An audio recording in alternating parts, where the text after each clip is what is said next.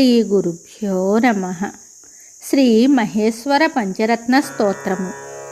ప్రాతః స్మరామి పరమేశ్వర వక్త్రపద్మం, ఫాలాక్షికీల పరితోషిత పంచబాణం, భస్మత్రిపుండ్రరచితం ఫణికుండలాఢ్యం, కుందేందుచందనసుధారసమందహాసం.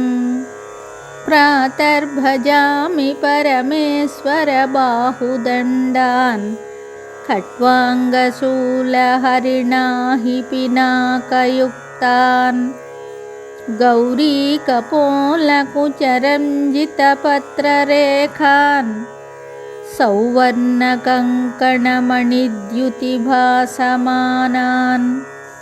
ప్రాతర్నమామి పరమేశ్వర పాదపద్మం, పద్మోద్భవామరమునీంద్రమనోనివాసం, పద్మాక్షనేత్రసరసీరుహ పూజనీయం, పద్మాంకుశధ్వజసరోరుహలాంఛనాఢ్యం.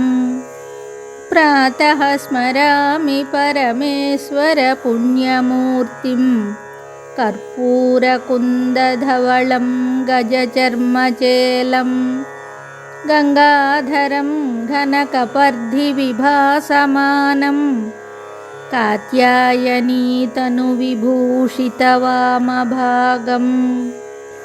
ప్రాతః స్మరామి పరమేశ్వర పుణ్యనామ, శ్రేయఃప్రదం సకలదుఃఖవినాశహేతుం, సంసారతాపశమనం కలికల్మషఘ్నం, గోకోటిదానఫలదం స్మరణేన పుంసాం. శ్రీపంచరత్నాని మహేశ్వరస్య, భక్త్యా పఠేద్యః ప్రయతః ప్రభాతే, ఆయుష్యమారోగ్యమనేకభోగాన్, ప్రాప్నోతి కైవల్యపదం దురాపం. ఇది శ్రీమశ్శంకరాచార్యకృతం మహేశ్వర పంచరత్న స్తోత్రం సంపూర్ణం. శుభం.